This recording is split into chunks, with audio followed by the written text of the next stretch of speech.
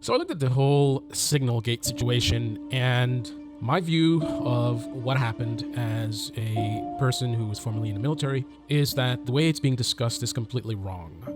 For example, a lot of the focus is on the guy adding somebody to the chat. Now, there's some negligence there, of course, and there's absolutely some problems with that, but it's almost like that guy's being used as a fall guy, because to me, some of the biggest violations come from people like Pete Hegseth, people like Tulsi Gabbard. I mean, first of all, the person who put out the classified information on this platform in a way where it could have been exposed to people who should not have access to that information, which it actually did happen, it was Pete Hegseth. Like, he was the one who did that, right? So that's number one. The person who put that information out was not the guy who added the person, right? It was because Pete Hegseth put that information out on this platform that this guy was able to be added. That guy could not be added to the appropriate platforms that they should have been using, right? That would not have happened.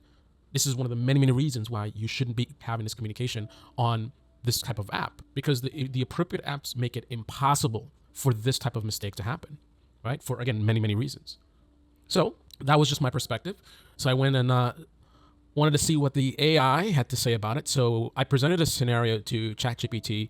I neutered it, shall we say, did not include any names of anyone. You can pause the video and read what I wrote.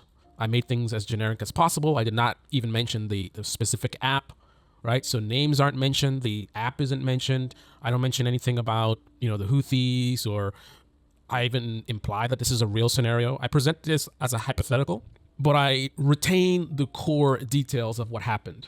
The only thing that I went very specific on is actual times. Did not include dates, but I did include actual times. Other than that, this is a generic thing. And I did this because I wanted to get as neutral as possible an answer on this. I did not want the response to be colored at all by anything political or the current events of what's happening. And the responses that I got are troubling, to say the least. So you can pause the video and see the response. I told it to give me from the most egregious to least egregious thing that happened. Number one was unauthorized disclosure of sensitive information, failure of operational security. And I thought what was interesting, there's a lot of interesting things here. Again, feel free to pause to read whatever you want to read here. I found it very interesting was I asked so in the first instance, I actually did not include the details of the roles of the people. I don't want their names, but I wanted the roles. So I added that later on here. You can see I responded back because I want to hear in terms of who really screwed up and who's the most accountable. So I mentioned the titles: Vice President, National Security Advisor, blah, blah, blah, right? So you can read and see what it says here, but look at what it says about the individuals, which surprisingly matches my assessment, right? I don't think it's a coincidence that someone who was trained on national security matters and handling of sensitive information and classifications and, the same training that everyone in our military has, I would assume anyone in the federal government that will have access to this type of information has had the same training as well. And for some reason, the AI, just like myself, comes to a completely different conclusion from what you're seeing discussed in the news, where they focus on the guy who added somebody to the chat. That's not what it's about. Look at whose name is on the top of the list: Vice President. Pause and read what it says here: negligent of non-approved communication platform, which is exactly what I said. The fact that the Vice President allowed, this is a leader. He's a leader. He's his second in command right under the president. And so he would definitely know that they were not supposed to be on this app. And yet he participated in a gross violation of our protocols, disrespect to our troops. The Vice President of the United States was involved, right? He is one of the top people in this list who really, really violated their duty. Number two, Secretary of Defense, OPSEC failure, improper handling of classified information. Again, as I said in my videos before, he was the one who put the information out on this platform in a way where it could have been intercepted. He did that. And he's the Secretary of Defense, right? With almost no risk of being held accountable. So what message does that send to all the troops? We spend so much time training our troops about how important it is to handle sensitive and classified information. You're never going to get perfect compliance, right? Some people are going to sometimes take corners and things like that. There's a margin where you cross over into some people might not follow the rules, right? And the type of leadership you have can dictate where exactly that margin is. Now having Pete Hegseth as the leader and then having him do this and not be held accountable, now that margin is going to be moved deeper in terms of now the amount of people who will violate our protocols is going to expand, right? Because some people who previously would have followed the direction of leadership and be like, we shouldn't do this. This is not what we should be doing. We were trained. We shouldn't do this. Let's not do it. Now some of those people who are on the fence are going to be like, if Pete Hegseth doesn't care and the president doesn't care and the FBI doesn't care, like, and then they're going to look, this mission that I'm on is a big deal, right? And I feel like it's more convenient for me to do what I'm about to do, even though it violates our protocol. And again, if the people at the top think it's okay, then this is ridiculous for my commander to tell me otherwise. I'm just gonna violate the rules. So that means we're gonna have much more breaches of these protocols, which means a lot more of our information is gonna get out to our enemies. A lot more of our troops are gonna be injured. Our country is gonna become weaker. Secretary of State, mishandling of classified diplomatic military information. Director of National Intelligence, critical breach of intelligence and information security guidelines. National Security Advisor. Take note that basically ChatGPT is saying that they're all accountable. They all committed major breaches of protocol, right? It's not about one guy, right? Because these are senior people. What could be worse than a senior member violating major protocols, right? Because it's lead by example. If the people at the top are not following the rules, how can you get the rest of the people to follow the rules? This is really bad, right? It'd be much better if it was somebody low on the totem pole and then they get held accountable and then the message gets sent like, guys, follow these rules or you're gonna be in trouble. But when the people at the top are doing it, showing that they don't believe that it's important, right? We're seeing that what they really think. They don't think this stuff matters. And they're at the top. Who am I as a low-level guy to think I'm smarter than the people at the very top? They think this stuff doesn't matter. So why should I care, right? CIA director, serious breach of intelligence handling. Treasury secretary, mishandling classified information. White House chief of staff, failure to enforce White House communication protocols, oversight lapse. Special envoy to the Middle East, improper transmission and handling of sensitive foreign operations details. Here is the appropriate governmental response. Given the seniority of the individuals involved, the following steps should be taken promptly and carefully. Immediate action, immediate containment, remove unauthorized participants. So it's considering that the chat is still an ongoing thing. Secure messaging logs for investigation. These senior people are refusing to put out their messages on their phones. All we have is what the journalists gave us, right? Damage assessment and operational adjustments. Rapid intelligence-led damage assessment. Modify or abort compromised operations immediately if necessary. Senior management is denying that anything happened wrong. It's not a big deal, right? The mission was a success, whatever. So there's not a damage assessment happening, right? Not with our leadership. Presidential notification and involvement. The president must be informed immediately and involved due to the seniority of those implicated. President says, I don't know what's happening. You remember when Uncle Joe was president and they kept saying who's really running the country? They're like, oh, Biden's not running the country, right? He's not, somebody else is running the country, right? Who's running the country? If we have a major breach like this and the president doesn't know, we have 4 troops that are missing and the president claims he doesn't know. So this means that the people who were saying Biden is who's running the country, they didn't really care whether Biden was running the country or not. They don't care if a president is just like golfing all day or whatever, or he's mentally incapacitated. They don't care. That was all fake. Emergency National Security Review. Convene National Security Council and Intelligence Community leadership for urgent review of impacts. They're having some kind of a hearings that's going on, so I don't know if that would qualify. Here's the legal and administrative consequences. Senior officials, the VP, cabinet secretary, and agency directors. Potential formal censure by Congress. Congress has relinquished their power, so that's not going to happen. Congressional hearings to establish facts, assess negligence, and determine further action. So they're doing that. Resignation or dismissal from positions, particularly if negligence or reckless disregard is proven. White House Chief of Staff Special Envoy. Possible resignation, removal from sensitive positions, or disciplinary actions commensurate with their responsibilities. Administrative staff members. Immediate removal from duties involving sensitive information handling. Possible administrative and legal disciplinary actions depending on the investigation outcome. Investigations and review. FBI and DOJ-led investigations into criminal negligence or breach of classified information. We address that later on. ChatGPT is not aware of the state of our FBI, but I did inform it later on. Inspector General investigation across relevant departments. I also had to inform it about the state of our IGs. You can pause and read the rest of that. So added an update. FBI says it's sensitive, not classified information. Defense Secretary says no sources or methods were exposed. FBI says basically nothing to investigate. President says he doesn't know anything about it, so no accountability will be taken. The members of the chat are refusing to release the chats, but also say the chats are not classified. The entire Congress is under control of the president. No member is willing to challenge him. If this happens, what then? This is where things get very dark. If that happens, the following outcomes and implications become likely. Institutional consequences. Damage to government credibility. Public and allied trust in U.S. leadership, competence, and transparency severely declines.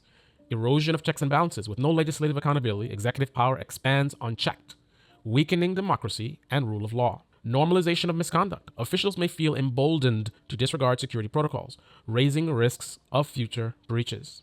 So that means we're going to have much more of these to come. If heads don't roll, there's going to be a lot more of this in the future, which means eventually people will die. Public and internal reactions. By the way, not that people didn't die, but the people that died, it's not because of the breach, it's because of the bombs. Anyway, so they talk about public outrage, and they talk about something else that I've been mentioning before as well. Enemy exploitation. Adversaries could exploit perceived vulnerabilities or political instability. Allies reconsider intelligence sharing. In other words, America becomes weaker, not greater. We're not making America great again, we're making America weak. Available accountability avenues. Media investigation and public pressure.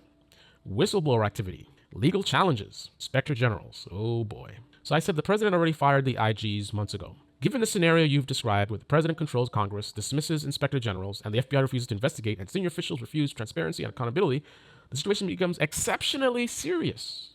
Here are the realistic implications and next steps. Severe institutional breakdown. Normal mechanisms of accountability, Congress, IGs, FBI investigations, are neutralized. Fundamental checks and balances effectively dismantled. Executive overreach. President holds unchecked power, undermining constitutional governance. Lack of transparency and oversight. Consequences of unchecked abuse. Deepening constitutional crisis. The U.S. democracy faces severe stress due to systematic disregard for oversight. How can you get half the country to respond to this when they won't even acknowledge that we are any form of democracy, even though the definition of democracy, I don't think anyone would argue, does not fit this country. I mean, that is how, reality doesn't matter. You have a definition that meets how this country is run, but yet they will simply put their fingers in the air and say, we're not a democracy, we're a republic, right? Just because they feel that way, right? Ignore what the definitions say. I feel we are this, so we are this, and that's that, right? Widespread public mistrust, international isolation and vulnerability, something else I've been talking about. You can see our allies are allying against us. They see us as a joke. They see us as a risk and a danger. They are telling their citizens not to come here. So we're taking hits on tourism, right?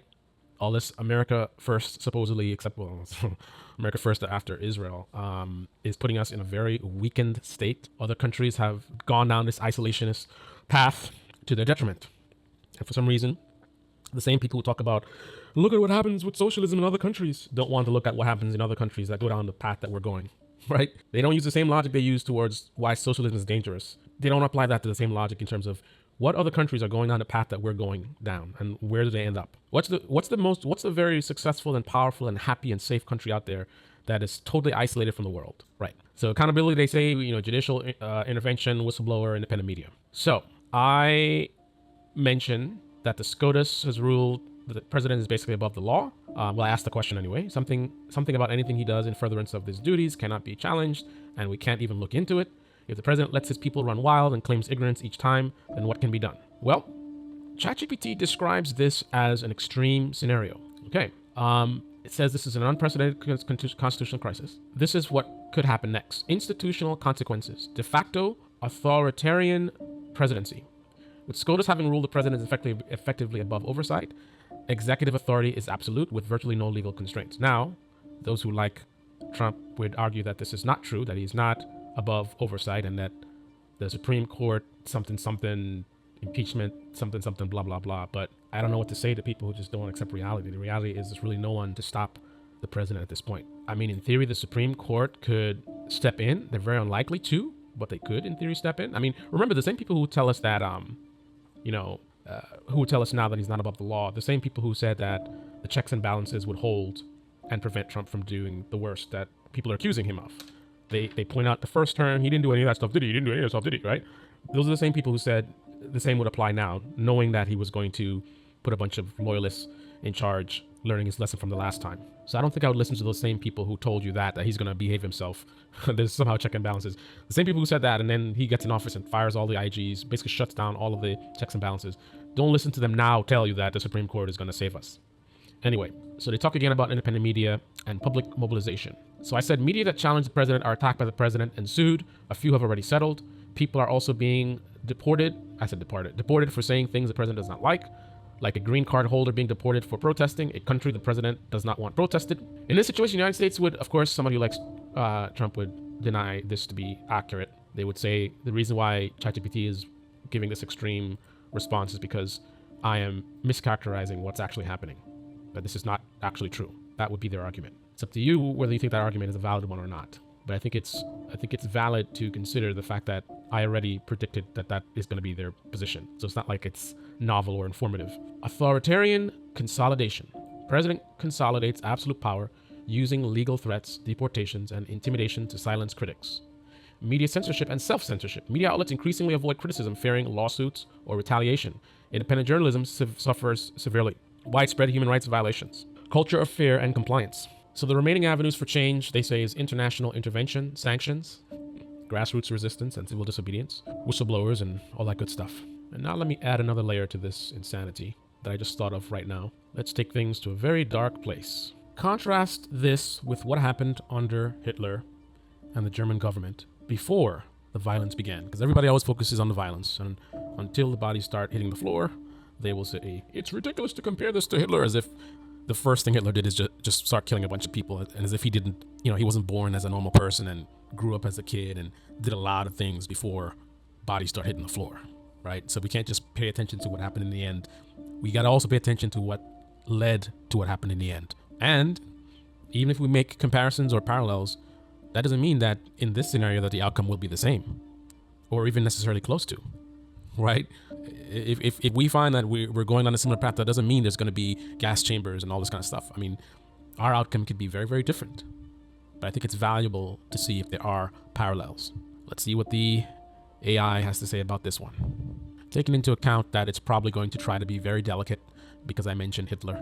So take that into account.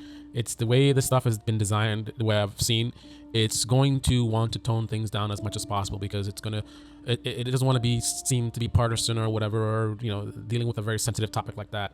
So this is not necessarily going to be an objective thing from the perspective of it. Again, it's probably going to be toned down. So let's see what this looks like. Here's a comparison of what's happening now versus what happened in Germany. Centralization of power. President consolidates absolute executive power, bypassing legislative judicial oversight. Hitler quickly centralized power through enabling Act 1933, rendering legislative and judicial branches powerless. Weakening checks and balances. Congress, Supreme Court, FBI, IGs compromised or controlled. President positioned as above the law. Hitler dismantled political institutions. Courts became subservient.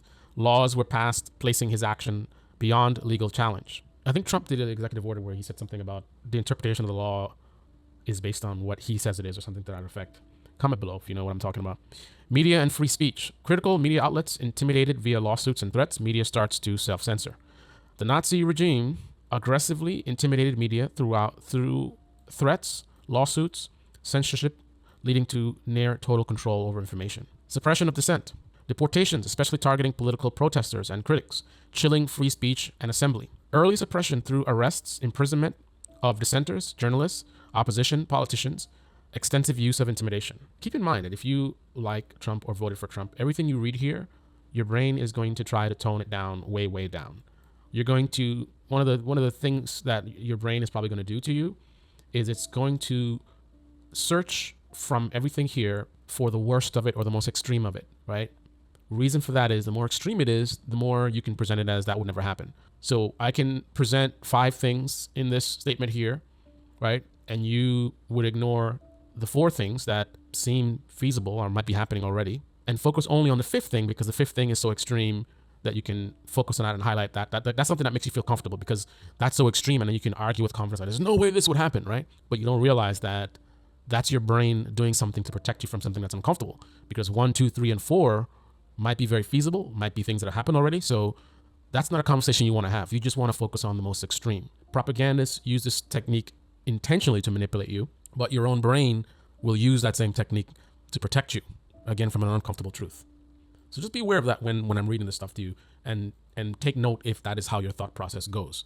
Are you taking this all in, or are you just hyper-focusing on the very worst or most extreme of it? The same way when we try to bring up Hitler, all people want to focus on is gas chambers, right? They don't want to talk anything about what happened before that. They just want to talk about gas chambers. That's it, right? Because if you talk about what happened before that, that's uncomfortable because it's kind of like, well, we kind of did that stuff. Like that gets a little too sticky. It's easier to just focus on gas chambers and like, oh, where are the gas chambers, right? That's a more comfortable reality if you like Trump or voted for him. Marginalization of minorities. Early policies systematically targeting specific groups, stripping citizenship, encouraging forced immigration well before mass violence began. Cultivation of fear and compliance. Public intimidation tactics, propaganda, and legal threats foster compliance, silence, or passive support among ordinary Germans. And then finally, Nazi regime rapidly eliminated political opposition, banned other parties, and placed loyalists in key institutional roles. This would be a perfect example of something that your brain would probably latch onto, because I don't see anything being done to like ban the Democrats or necessarily ban other parties.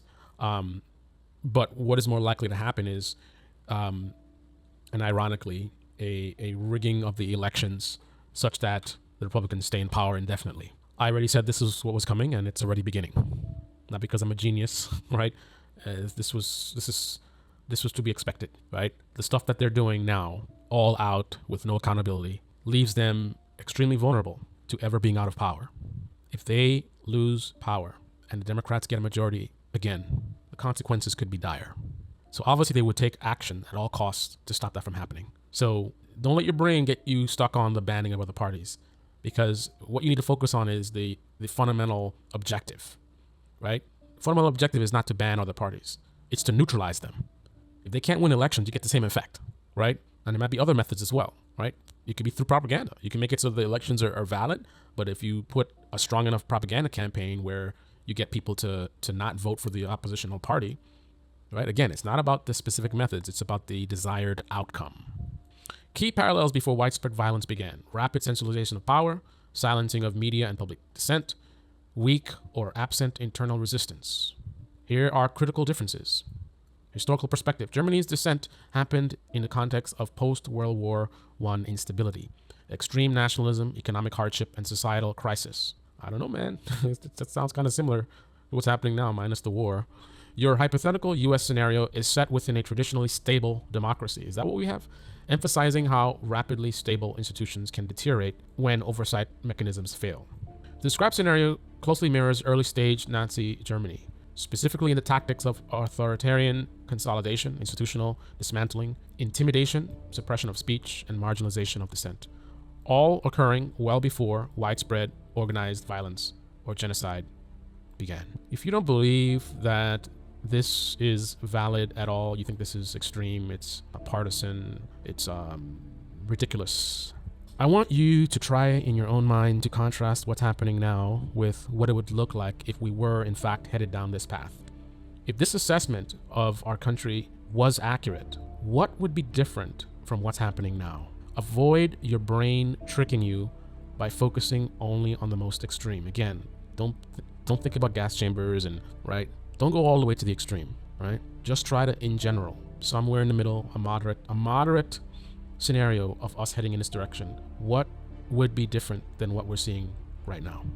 The level of difficulty that it takes for you to figure this one out indicates how accurate or relevant this assessment actually is. Because if this is off base and this is ridiculous, then it should be very easy for you to come up with what it would look like. Like, point out all the stuff that's missing, right? If this was really happening, if things were really this extreme, this and that, all these things would be happening. And the bunch of things you mentioned would not be things that are like super extreme, Trump killing Pelosi or something crazy like that. Let me know your thoughts.